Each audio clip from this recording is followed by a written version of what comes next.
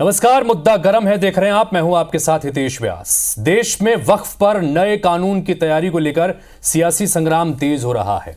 वक्फ संशोधन विधेयक पर एक तरफ जेपीसी ने रायशुमारी की शुरुआत कर दी है, तो दूसरी तरफ हिंदू और मुस्लिम खेमों ने अपने अपने पत्ते चलने शुरू कर दिए हैं। और सबसे खास बात यह है कि रायशुमारी के लिए बाकायदा हाईटेक तरीकों का इस्तेमाल किया जा रहा है। रायशुमारी के इस संग्राम में विदेश में बैठे कट्टरपंथी नेता भी कूद पड़े हैं और साथ ही सियासी बयानबाजियों का दौर भी लगातार चल रहा है। सूरत हाल यह है कि वक्फ पर जो भी फैसला आज कल संसद के जरिए होगा, उससे पहले ही सियासी अखाड़े पर जोर आजमाइश का दौर अपने चरम पर चल रहा है और देश इसमें दो भागों में, दो धड़ों में बटा हुआ नजर आ रहा है। एक रिपोर्ट के जरिए पहले इस मसले को समझिए कि क्या कुछ ये हो रहा है और क्यूआर कोड के जरिए कैसे रायशुमारी के इस पूरे मसले में अपनी बात रखने की कोशिश की जा रही है और कट्टरपंथी नेता जो विदेशों में बैठे हुए हैं वो इसमें कैसे कूद पड़े हैं। उनको भी देखिए, उनको भी सुनिए, उसके बाद मेहमानों से चर्चा करेंगे, लेकिन पहले इस रिपोर्ट को देखिए।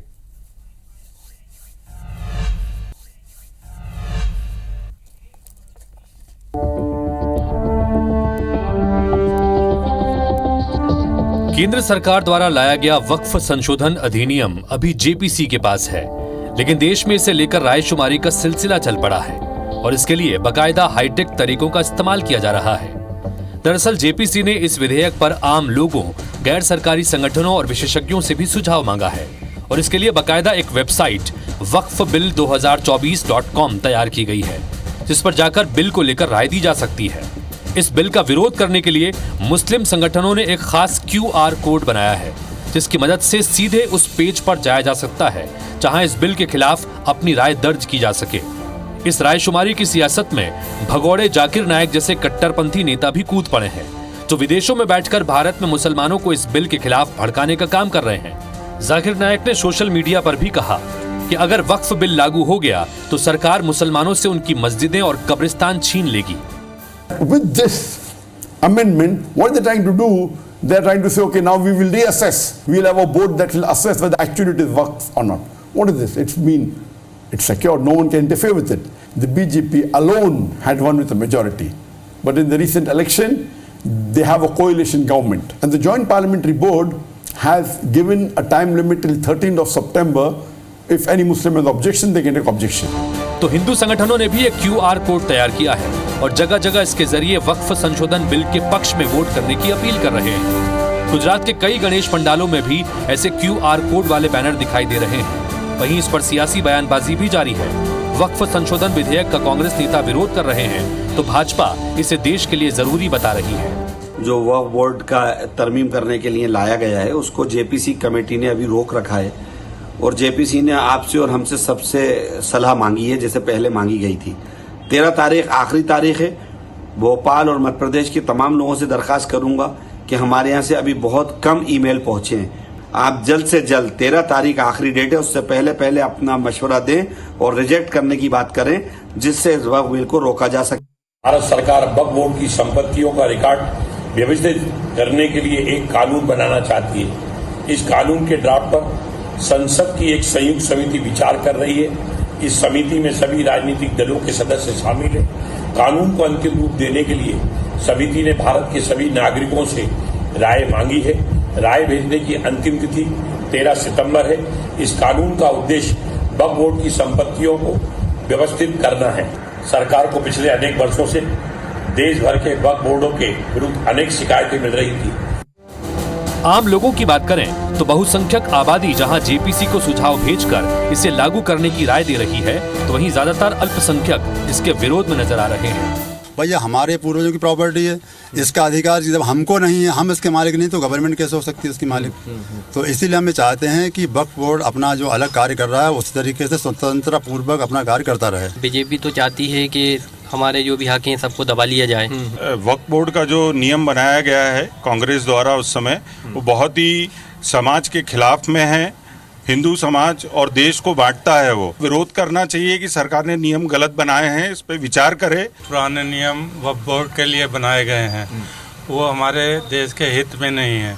इसलिए मैं चाहता हूँ इसके लिए नए नियम बनाए जाएं और पुराने नियम हटा दिए जाएं। हम सेक्युलरिज्म की बात करते हैं अपने संविधान में, अगर आपने एक ऐसी बोर्ड बना दिया जिसमें एक संप्रदाय के पास ही पूरी पावर्स हैं, वो जब चाहे वो डिवाइडेशन कर लेता है, वो जब चाहे तब किसी संपत्ति पे अपना अधिकार सिद्ध कर देगा। अभी कुल मिलाकर वक्फ पर देश की सियासत दो हिस्सों में बंटी नजर आ रही है। रायशुमारी के साथ ही सियासी बयानबाजियों का दौर भी जारी है, लेकिन वक्फ पर जो भी फैसला होगा उससे पहले ही सियासी अखाड़े पर जोर आजमाइश का दौर अपने चरम की ओर बढ़ रहा है। Bureau report, IBC 24।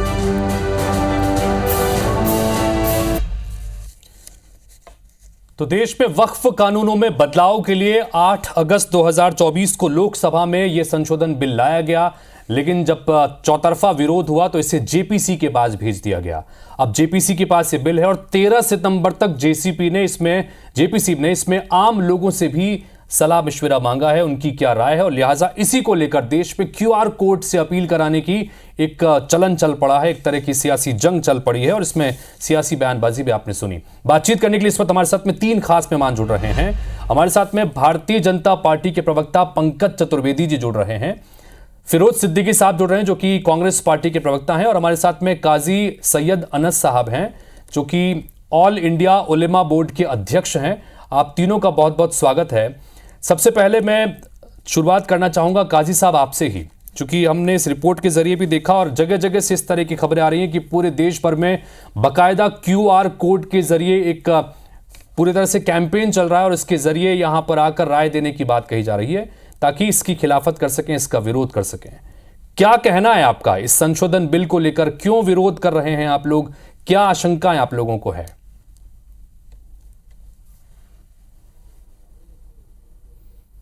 बिस्मिल्लाहिर्रहमानिर्रहीम। देखिए, वक्फ का मसला जो है वो एक बड़ा मसला है, संगीन मसला है। वक्फ का मसला सिर्फ सियासत तक नहीं है, क्योंकि वक्फ का ताल्लुक़ शरीयत से है, मज़हब से है। इस्लाम के अंदर वक्फ है। जिस तरीके से वक्फिया जायदाद मुसलमानों ने वक्फ की, वो सिर्फ अल्लाह की राह में की, गरीबों के लिए की। उसमें कब्रस्तानें हैं, मसाजिद हैं, मदारिस हैं, खानकाहें हैं, इमाम बाड़े हैं, प्रॉपर्टीज़ हैं वक्फ़ी। आज वक्फिया प्रॉपर्टीज़ के ऊपर कई बड़ी बड़ी इमारतें बनी हुई हैं, सरकारी भवन बने हुए हैं, सरकारी दफ्तर बने हुए हैं। उन सरकारी दफ्तरों से, उन सरकारी भवनों से अभी आज़ाद हुआ नहीं है वक्फ, और वक्फ का मालिकाना हक जो है वो गैरों के कब्ज़े में है, जिनका वक्फ से कोई लेना देना नहीं है। मुसलमानों ने इन प्रॉपर्टीज़ को वक्फ किया था, मुसलमानों के लिए वक्फ किया था, अल्लाह के लिए वक्फ किया था कि मुसलमान जब दफन हो तो कहाँ दफन हो, कि ये कब्रस्तान की जगह है, यहाँ पे दफन हो जाएं। अब ऐसी सूरत के अंदर ऐसा बिल लाना बिल्कुल कतान नामंजूर है, मजम्मती बिल है। लेकिन काजी साहब, इसमें कुछ आंकड़े भी हैं जो आंकड़े लगातार सामने रखे जाते हैं। काजी साहब, जो बात आप कह रहे हैं उन सब के बीच में कि जब इससे पहले संशोधन लाया गया था, यूपीए की उस वक्त सरकार थी, उस वक्त जितनी संपत्ति वक्फ बोर्ड के पास देश भर में थी, उसके मुकाबले पिछले कुछ सालों के दौरान वो संपत्ति दोगुनी हो गई है। हमने बैंकों में रखी हुई रकम को बढ़ते हुए देखा है, लेकिन कोई जमीन बढ़ रही है, यह मामला बड़ा चौंकाने वाला है। इसको लेकर लगातार आपत्ति दर्ज की जाती है। तो कह रहे हैं कि संपत्ति बढ़ रही है और वक्फ ने जहां उंगली रख दी वो जमीन उनकी हो गई। ये इसको लेकर आपत्ति, इस पर क्या कहेंगे? अब आप नहीं, ऐसा नहीं है बिल्कुल। ये आंकड़े बिल्कुल जिसने भी आपको दिए, आपके सोर्स जो हैं वो बिल्कुल गलत बयानी से काम ले रहे हैं। इसलिए कि आप देखिए, पूरे हिंदुस्तान के अंदर जितनी वक्फिया जायदाद पे कब्जा है, उतनी किसी और की मिल्कियत पे कब्जा नहीं है। कोई करके बता दे किसी और ट्रस्ट के ऊपर कब्जा, किसी मंदिर की जगह के ऊपर कोई 1 इंच जगह दबा के बता दे। मस्जिदों की जगह सैकड़ों एकड़ जगहें काबिज है लोग, और जो काबिज हैं वो मुसलमान नहीं है। उसके बाद में केस चल रहे हैं और कोई मसला नहीं हो पा रहा है, उसके ऊपर कोई फैसला नहीं आ पा रहा है। तो आप ये बताइए कि ये बोर्ड तो एक तरीके से जहां जहां ऐसी सरकारें हैं जो इस बिल को अभी लेकर आई है, मौजूदा सरकार जहां जहां वहां उन्हीं के लोग बैठे हुए हैं। जब उनके लोग वहां पे बैठे हुए हैं वक्फ बोर्ड के अंदर और वो वक्फ बोर्ड को चला रहे हैं, तो वो उन कब्जेदारियों को हरी झंडी उन्होंने दे दी और कब्जेदारियों से कह दिया कि बिल्कुल आप कब्जे करते रहिए और हम बैठे हुए हैं आपको संभालने के लिए। दूसरी बात यह है कि आप ये कह रहे हैं कि जमीनें बढ़ रही हैं। अगर कोई वक्फ कर रहा है, दान दे रहा है, तो उसमें ये आप एक ही मजहब को क्यों देख रहे हैं कि जमीन बढ़ रही? क्या आप ये नहीं देखते कि हिंदू समाज की जमीनें, मंदिरों की जमीनें बढ़ रही हैं? क्या आप उसका उन ट्रस्टों को उठा के नहीं देखते? ठीक है, हमारे साथ में इस वक्त पंकज चतुर्वेदी जुड़ गए हैं। कुछ नेटवर्क का इशू था, इस वजह से उनकी वीडियो हम देख नहीं पा रहे थे, लेकिन पंकज जी अब जुड़ गए हैं। पंकज जी, आपकी प्रतिक्रिया इस विषय को लेकर? काजी सैयद अनस साहब हमारे साथ में हैं, वो कह रहे हैं कि हमारी तो बहुत सारी संपत्ति है जिस पर सरकारी बिल्डिंगों या और किसी ने सबने कब्जे कर रखे हैं, उनको मुक्त कराने के बजाय अब ये संशोधन कानून लाया जा रहा है, इसलिए हम विरोध कर रहे हैं। पंकज जी, क्या कहेंगे आप इस पर? देखिए हितेश जी, भारतीय जनता पार्टी की सरकार का संदेश बहुत स्पष्ट है, सबका साथ, सबका विकास, सबका विश्वास और सबका प्रयास। और ज्वाइंट पार्लियामेंट्री कमेटी का प्रावधान देश की लोकतांत्रिक व्यवस्था में आज से नहीं, अरसे से और बरसों बरस से है। और बहुत सारे बिल जो संसद ने कानून का रूप लेते हैं, उनको कानून का रूप देने के पहले ज्वाइंट पार्लियामेंट्री कमेटी को भेजा जाता है। और ज्वाइंट पार्लियामेंट्री कमेटी एक संसदों की कमेटी जिसमें सारे दल के मेंबर ऑफ पार्लियामेंट हैं, और वो ज्वाइंट पार्लियामेंट कमेटी को बहुत सारी शक्तियां प्राप्त हैं सुझाव लेने के लिए। यदि आप ना पहुंचे तो वो आपको बुलवा भी सकती है कि आपको हाजिर होना है उसके सामने। और वो ज्वाइंट पार्लियामेंट्री कमेटी जो जिस विषय पर बातचीत होती है, उस विषय के लोगों से, विशेषज्ञों से, जनता जनार्दन से राय लेती है। तो मुझे लगता है कि अभी कोई निर्णय हुआ नहीं, ज्वाइंट पार्लियामेंट्री कमेटी प्रोसेस में है, वो सबसे बातचीत कर रही है, सबके पक्ष प्रतिपक्ष, तर्क कुतर्क वितर्क सब सुन रही है। तो अभी किसी धारणा को निर्मित कर लेना कि भारतीय जनता पार्टी ऐसा कर रही है, और मैं सुन नहीं पाया क्योंकि मेरी ऑडियो आपकी टीम ने पैच कट कर दिया था। मैं सिर्फ ये जानना चाहता हूं कि मैं दो संस्थाओं की बात कर रहा हूं, आप वक्फ बोर्ड की बात कर रहे हैं, मुस्लिम पर्सनल लॉ बोर्ड की बात करिए। हितेश जी पूछिएगा, हमारे दोनों भाई लोग मुस्लिम धर्म को मानने वाले हैं, कितने मुस्लिम देशों में मुस्लिम पर्सनल लॉ बोर्ड है, कितने मुस्लिम देशों में वक्फ बोर्ड है, कितने में बता दीजिए जरा। ये जो सिर्फ मैं सही है गलत है उसकी बात ही नहीं कर रहा, और ना भारतीय जनता पार्टी सरकार को इरादा किसी का अधिकार छीनने का ना पहले था ना अब है। हम तो उस सारी व्यवस्था को, इन्हीं की संपत्ति को इनके हाथों में ढंग से व्यवस्थित ऐसी योजना बनाकर बिल पेश किया। ठीक है, उस पर जेपीसी का सुझाव हुआ, सदन में चर्चा आई, तो अभी जेपीसी ने तय नहीं किया। और लेकिन क्यूआर कोड की जंग चल रही है देश भर में पंकज जी, क्यों छीनेंगे जमीन? मुस्लिम समुदाय से जुड़े लोग भी क्यूआर कोड को लोगों के बीच में फैला रहे हैं, हिंदू संगठन से जुड़े लोग भी फैला रहे हैं, बकायदा यहाँ पर जो गणेश पंडाल लगे हुए वहां पर भी वो उसको पोस्टर लगाए जा रहे हैं। जी पंकज जी बोलेगा, संक्षेप में बोलेगा।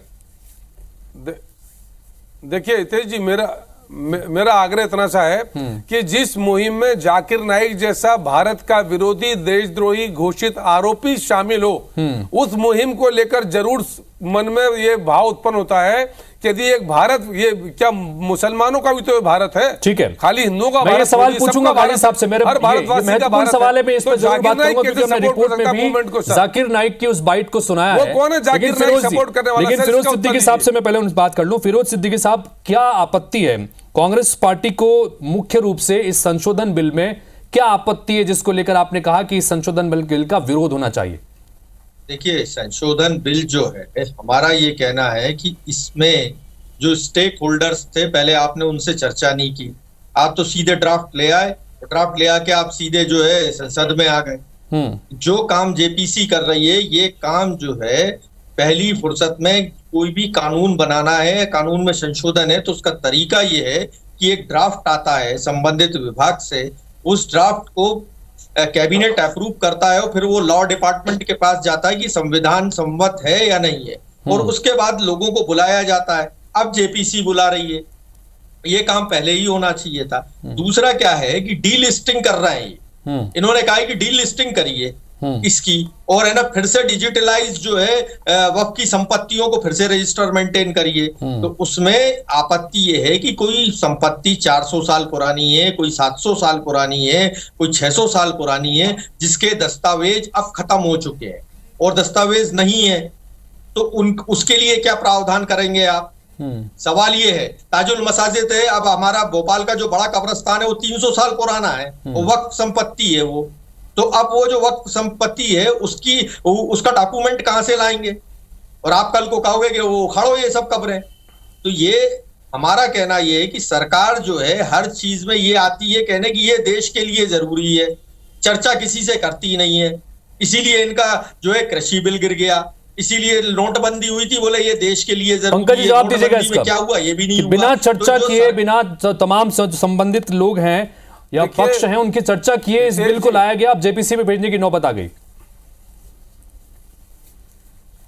हितेश जी, यही तो समस्या कांग्रेस पार्टी के साथ है कि तुष्टीकरण का चश्मा लाकर कांग्रेस पार्टी दृष्टिहीन हो जाती है। ये पार्लियामेंट्री प्रोसीजर से बिल ड्राफ्ट सदन में आए ना, उस पार्लियामेंट्री प्रोसीजर से ज्वाइंट पार्लियामेंट्री कमेटी बनी। यही तो मैं आग्रह कर रहा हूं तब से कि भैया काजी साहब, हमारे सिद्दीकी साहब, अभी तो ज्वाइंट पार्लियामेंट्री कमेटी सबसे बातचीत कर रही है, उसने तो सबसे प्रस्ताव बुलाए हैं कि आप अपना अपना सुझाव दीजिए, आपका तर्क क्या है तर्क दीजिए। कोई निर्णय पर कहां पहुंचे? आपने अनुमान लगा लिया कि कब उखाड़ के फेंकेंगे। शर्म आना चाहिए सस्ती। अरे नहीं, अरे ये तो जेपीसी क्या इलीगल है क्या? अरे हितेश जी, क्या जेपीसी इलीगल है क्या? जेपीसी पार्लियामेंट्री प्रोसेस का पार्ट है ना। अरे भाई जेपीसी तो पार्लियामेंट्री प्रोसेस का पार्ट है। मैंने तो सवाल खड़ा किया, जाकिर नाइक कौन होता है? हमारे भारत के मामले बोलने वाला कौन है जाकिर नाइक?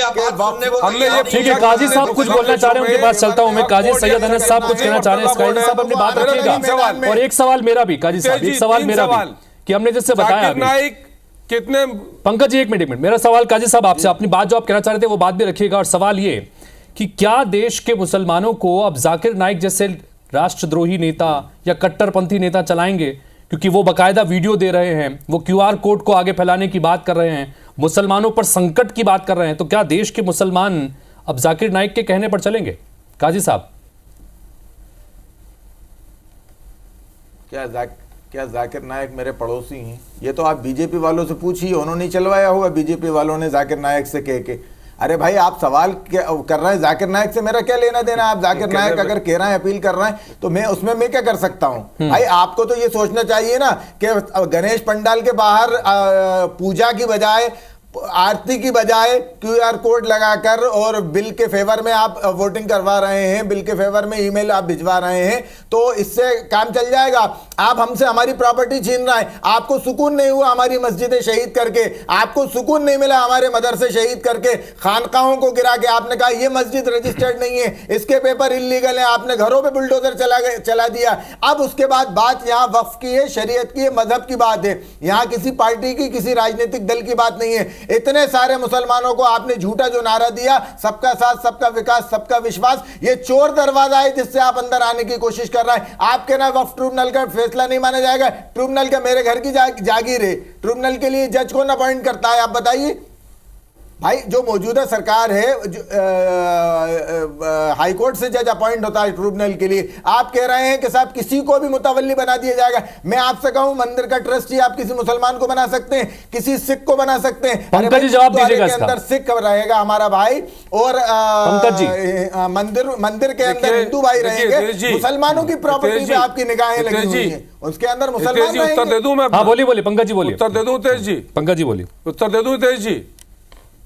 देखिए तेज जी, मेरे दो आग्रह हैं। भारतीय जनता पार्टी को किसी भी मुस्लिम भाई के अपनी राय देने पर कोई आपत्ति नहीं है। भारत के सारे मुस्लिम भाई बहन स्वतंत्र हैं अपनी राय देने के लिए, वो क्यूआर कोड से दें, जिससे दें। पर यदि जाकिर नाइक जैसा देशद्रोही साथ में खड़ा हुआ, उस पर सवाल खड़े करते। नंबर एक। नंबर दो, मैंने दो सवाल पूछे काजी साहब से कि कितने मुस्लिम देशों में वक्फ बोर्ड और मुस्लिम पर्सनल बोर्ड है, जरा बता दीजिए कितनों में है, ये भी बता दीजिए जरा, मेरा सवाल है। और अभी कानून बना नहीं, जो कानून के हिस्सेदार हो सकते हैं, दोनों पक्षों से बातचीत की जा रही है। यदि मुस्लिम भाई बहन अपनी राय दे सकते तो हिंदू भाइयों ने अपनी राय दे रहे हैं। हम रोक थोड़ी रहे किसी को। जेपीसी ने इनवाइट किया है कि आइए राय दीजिए अपनी, उन्होंने मेल जारी किया, क्यूआर कोड जारी किया, तो ये तो पार्लियामेंट्री प्रोसीजर का फॉलो कर रहे हैं ना। हमको आपत्ति थोड़ी है, हमारे सारे मुस्लिम भाई बहन स्वतंत्र अपनी राय देने के लिए, हिंदू भाई बहन स्वतंत्र हैं, बाकी भारत के लोग फ्री अपनी राय देने के लिए, उस पर किसको आपत्ति है? आपत्ति जाकिर नाइक पर है। तो ये विरोध करने कहें कि जाकिर नाइक को नहीं आना चाहिए, वो नहीं बोलेंगे, कह रहे मेरा पड़ोसी नहीं है। हमको पता आप हमारे भोपाल के हमारे भाई हो आप, पर जाकिर नाइक आपका भाई नहीं है, कहो ना आप, और हमको पता आपका भाई नहीं है, लेकिन वो क्यों अपील कर रहा है आपके पक्ष में, ये जानना चाहते हैं। और कितने देशों में, मुस्लिम देशों में वक्फ बोर्ड और मुस्लिम पर्सनल बोर्ड है, ये बता दीजिए। ठीक है, प्रज्ञा ठाकुर इनकी बहन है, लेकिन आपको ये पता नहीं है जाकिर नाइक अपना भाई नहीं हो सकता। अरे मेरे सवाल का ठीक है, काजी साहब पूछना चाह रहे थे जी, काजी साहब बताइए का विरोध क्यों नहीं कर रहे हैं आपके गलत? काजी साहब बताइए। बोलेंगे तो फिर मुझे मैं क्या जवाब दे बचेगा रहा हूं। बोलने के? देखिए, हितेश भाई, इनका एक सवाल था। हाँ, मैं आ रहा हूँ, फिरोज जी आ रहा हूँ एक बार। काजी साहब कुछ कह लें। फिरोज भाई आ रहा हूँ, आपके पास में आ रहा हूँ जी। काजी साहब कुछ कह लें एक बार। हाँ, अब इनका ये सवाल था कि कितने देशों में जो है वह मुस्लिम पर्सनल लॉ बोर्ड है, वक्फ बोर्ड है, इनको ये असल में संविधान के विरोधी लोग हैं।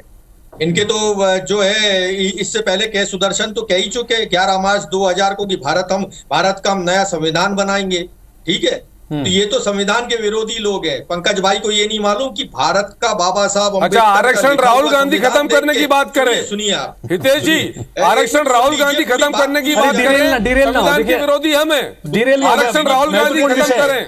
राहुल गांधी का नहीं, हितेश जी ये विरोध कर रहे हैं। राहुल वही मैं कह रहा हूँ कि विषयांतर ना हो, हम वक्फ जैसे मुद्दे पर बात कर रहे हैं। काजी साहब कुछ ना कह रहे। काजी साहब बोलेगा, अपनी बात रखिएगा। संविधान विरोधी राहुल गांधी है कि हमें? अरे कौन है? काजी साहब बोलिए, अपनी बात रखिए। जो आतंकवादी काजी साहब बोलिए। संविधान विरोधी है ना, जो आरक्षण मिटाना चाहते हैं संविधान विरोधी है। QR कोड के माध्यम से अपनी बात हम तो पूछे जाकिर नाइक के समर्थन।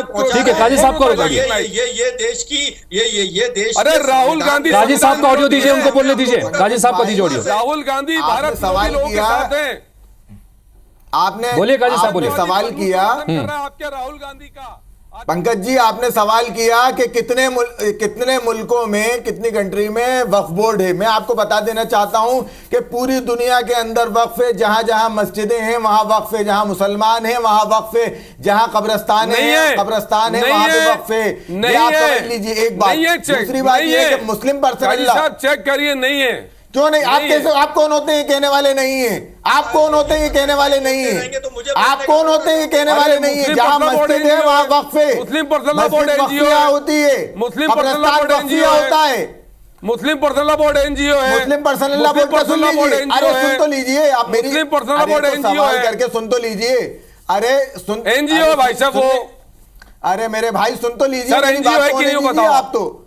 अच्छा काजी साहब, लेकिन एक प्रावधान। काजी साहब, अभी आपने चूंकि हिंदू ट्रस्ट या हिंदू मंदिरों के ट्रस्ट का जिक्र किया काजी साहब। अरे आप सुन तो लीजिए। हाँ, एक सवाल मेरा काजी साहब, आपने चूंकि अभी हिंदू मेरे सवाल का जवाब ले लें आप। पहले हाँ, पंकज भाई के सवाल का जवाब ले लें। आ रहा हूं क्योंकि मेरे पास समय की थोड़ी सी पाबंदी भी। आपने चूंकि हिंदू मंदिर ट्रस्ट का जिक्र किया, लगभग सारे ट्रस्ट जितने भी हैं वो किसी न किसी प्रशासनिक अधिकारी के अंडर में हैं। कोई कलेक्टर हैं या कोई है उनके अंडर में। लेकिन क्या आपको लगता है कि वक्फ पर अगर कोई कलेक्टर की निगरानी में वक्फ काम करेंगे हर प्रदेश के, तो क्या आपको नहीं लगता कि किसी प्रशासनिक अधिकारी की निगरानी में अगर काम होगा तो और बेहतर तरीके से होगा और पारदर्शी हो पाएगा?